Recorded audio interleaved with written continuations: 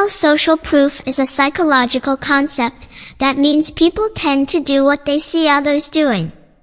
It's like when you're in a new situation and you're unsure what to do, so you look around and follow what others are doing. It's our brain's way of saying, if everyone else is doing it, it must be the right thing to do. Examples of social proof.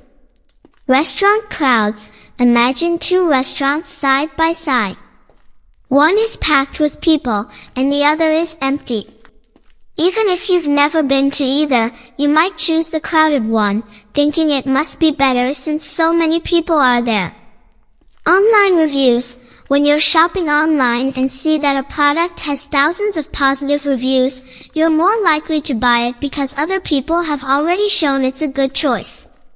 Tip jars. If you see a tip jar that's already got some money in it, you're more likely to add a tip yourself. The idea is, if others are tipping, maybe you should too.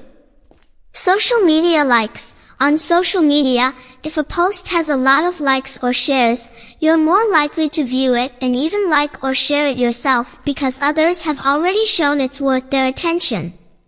Celebrity endorsements. When a celebrity endorses a product, it creates social proof. People think, if they use this, maybe I should too, because the celebrity's approval suggests the product is valuable.